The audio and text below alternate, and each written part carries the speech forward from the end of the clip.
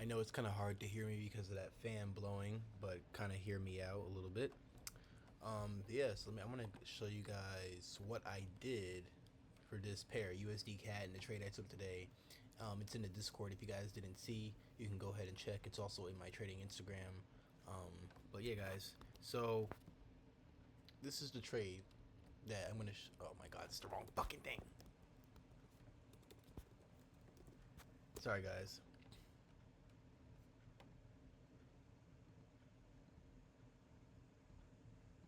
All right, so this is Isa. There it is. This is the trade that we're talking about in this. Oh wait, no, not this one. Sorry, that's yesterday's trade. This is the trade, USD CAD. Yesterday was AUD CAD, and this is basically how I got this trade. So the first thing I always do when I'm trading is I don't trade anything that's not aligned with the economic calendar. If it's not on the economic calendar, I don't trade it. So I go on the economic calendar, which I did today, and USD was moving at 8:30, which is during the New York session. Because look, New York session. When does it start? 8 a.m. We had news at 8:30. I usually get into a trade before or after the news, never during the news. So I found this setup before the news event occurred, and yeah, so I noticed we had some consolidation, which always leads to expansion when you're in an uptrend or in a bullish structure. Consolidation, expansion, and then that buy side liquidity broke, and that is what's it called?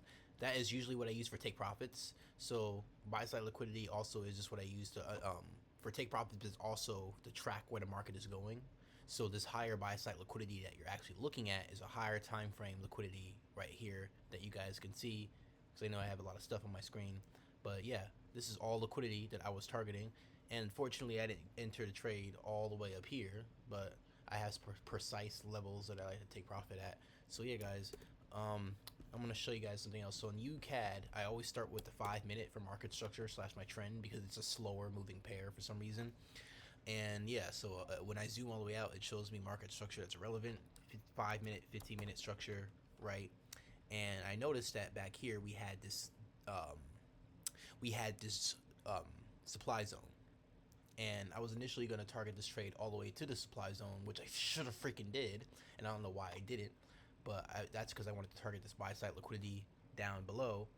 And what I'm doing now is I'm actually going to look for another trade and get in right here on the way up towards that gap right there, because I know I can get into another position there.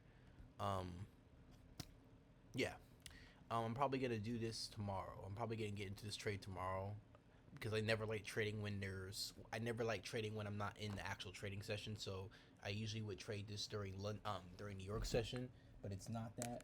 So yeah, it's just a little bit weird for me to do that if I'm not actually trading during the session I want to be trading on. But yeah, guys. So market structure is first. Well, no, the economic calendar is first because for my trading, I trade institutional strategy. So I trade when the bank's institutions are trading, which is why the economic calendar and sessions exist in the first place. So this is why I like this little tool on Forex Factory, this little indicator that shows you. It's like a little dongle, and you can kind of like it shows you this session. So right now we're in New York session, and it's about to be Sydney session, so Australian session. So if there were any pairs for Australia to happening today during like 7 or 5:30, I would be looking to trade during that session during that time frame. I'm not looking to trade anything USD related because we're not in New York session. But yeah, that's pretty much it, and that's pretty much what I did. So I looked at economic calendar, did market structure, and then there's a demand zone which was right there. Yeah, right there. I know it's small, you can't see it, but it's a gap right there. That gap went up, filled, entered, bam. And yeah, this was actually not supposed to be a long video today, but this is basically how I trade. I don't do anything complicated. I just do market structure, look at the economic calendar, and then I find my entry. If the market structure is bullish, then obviously I want to buy low or towards the mid range, which I did here because this was my bullish structure, all time low.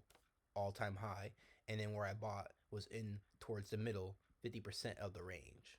So I like that's mid range. So mid range to low range will be down here. So if my entry wasn't here, it would be down here towards the low. And if it was up here, it would be here. But it would be no higher because if I entered here, it doesn't really align with my market structure. But I know that there's internal structure right here as well. But even so, it still doesn't align because we would still be too high here and it would still have to come down. So I could have entered right here. This would be the only place I could have really entered according to structure, because there's always internal structure. So there's outer structure, and then the internal structure is here high, high, low, high, low, high, low, high. See how it works? And yeah, guys, that's pretty much what I did for today. This is a little quick snippet. But if you have any questions, just ask. And yeah, I actually think this is another entry right here. This little box right there. I go to the 5 minute. Yeah, I'm gonna have to take a look at that. But yeah, I'm gonna have to look at all this and see. I might get into this trade tomorrow because we have New York news tomorrow, so it might just hover around. But I can even actually show you guys this too in the back test, the replay future. There we go. Did that happen? Well, damn.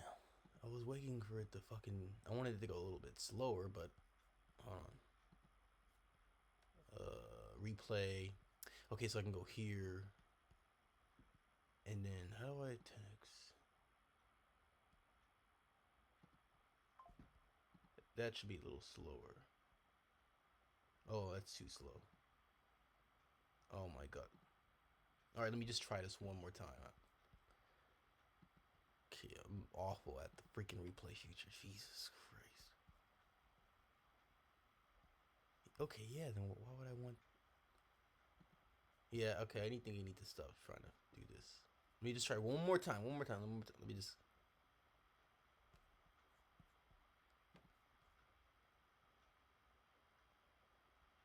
And speed it up a little bit.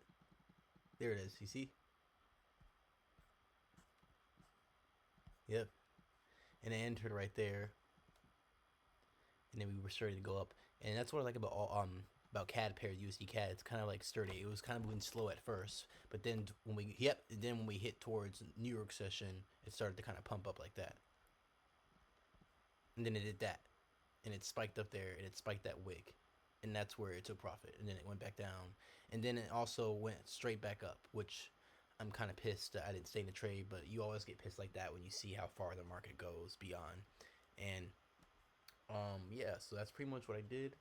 If you guys have any questions, let me know. Oh, still going. And yeah, I always like using a replay feature because it helps so you guys can actually see what happened. And yeah.